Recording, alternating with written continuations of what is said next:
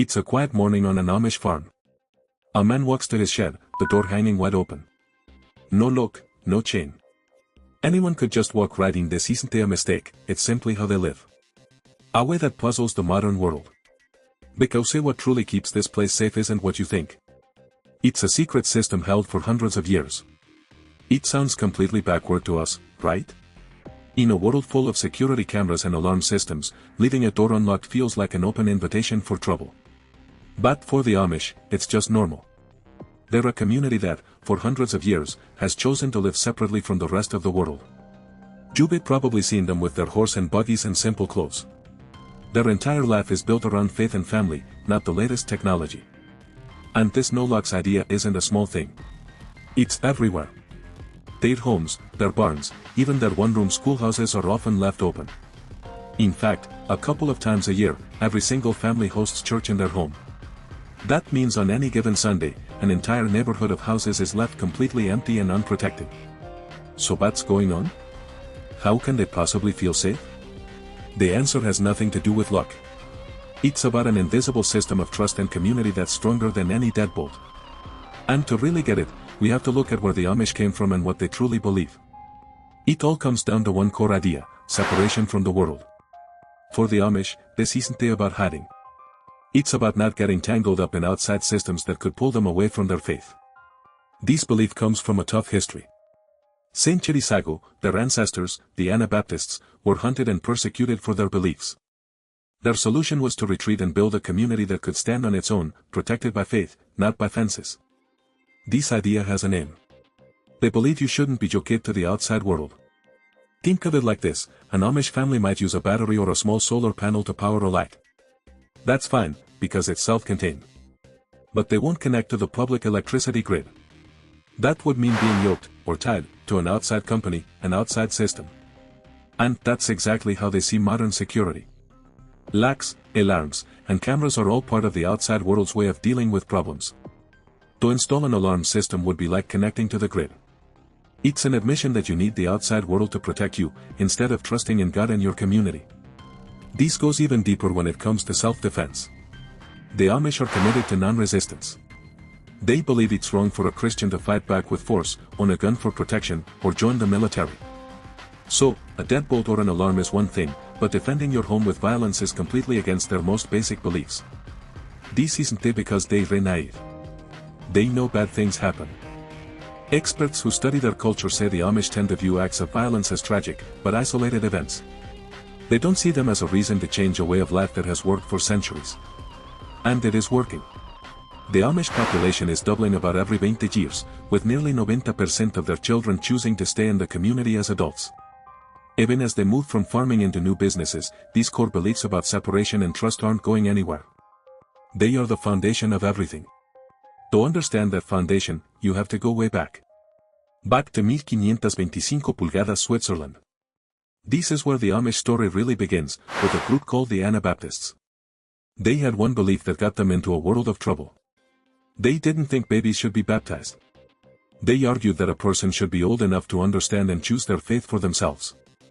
Now, to us, that might not sound like a big deal. But back then, it was a massive threat to the government. You see, officials used infant baptism records for everything. It's how they tracked who to tax and who to draft into the army. By rejecting it, the Anabaptists were essentially going off the grid. And the authorities couldn't have that. So, they were hunted. Not just by Catholics, but by other Protestants, too. They had to hold their church services in secret, hiding out in the woods and in caves. This experience shaped everything about them. It burned into their identity this one core idea: to be a true believer, you have to be separate from the outside world. This is where that incredible trust comes from. It was forged out of necessity. Even today, the Amish don't have church buildings. Think about that for a second. Instead, they have church districts of about 20 or 30 families. And every other Sunday, they hold a service at a different family's home, or in their barn. This means every family hosts the entire community at least once a year. Everyone is in each other's homes, constantly interacting, constantly relying on one another. This system forces them to live close together and keeps those bonds incredibly strong. It's a structure built for survival, born from a history where trusting your neighbor was the only security you had. And that deep, historic trust extends beyond their own groups. When disaster strikes, it's often their Mennonite cousins who show up, offering rides or whatever other help is needed. This community, built on a foundation of absolute reliance, is now home to around 380,000 people.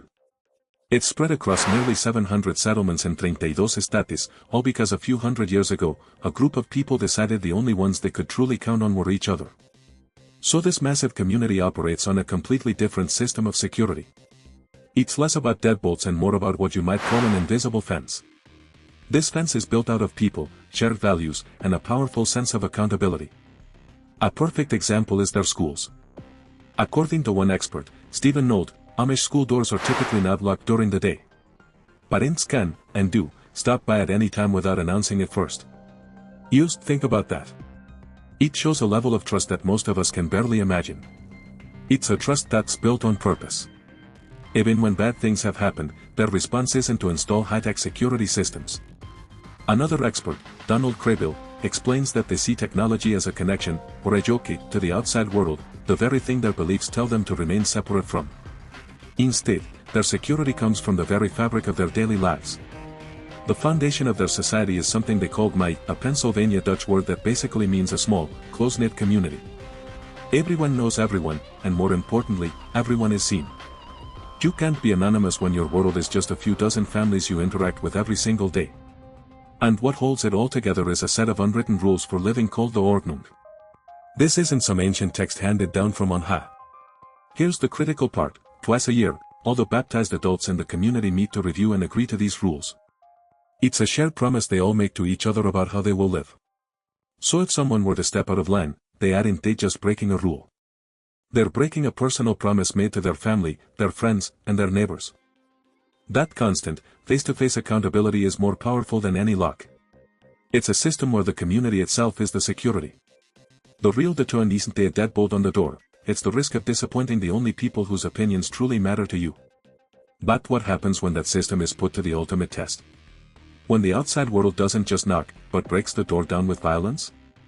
A horrific example of this was the school shooting in Nickel Mines, Pennsylvania, back in 2006. A man from the outside world attacked an Amish school, killing 5 young girls. In the aftermath, most communities would have immediately installed security cameras, high-tech locks, and alarm systems. But the Amish didn't. One expert on the community, Donald Craybill, explained they weren't likely to respond by adding technology. In fact, their schools are the one place where they are the strictest about keeping technology out. It's a cultural shield, not a physical one. This response goes right back to their core beliefs. Part of their faith is a commitment to non-retaliation, to not fighting back with force. They saw this terrible act as an isolated incident, a tragedy from the outside world, not as a sign that their own way of life had failed. If anything, it reinforced their need to remain separate.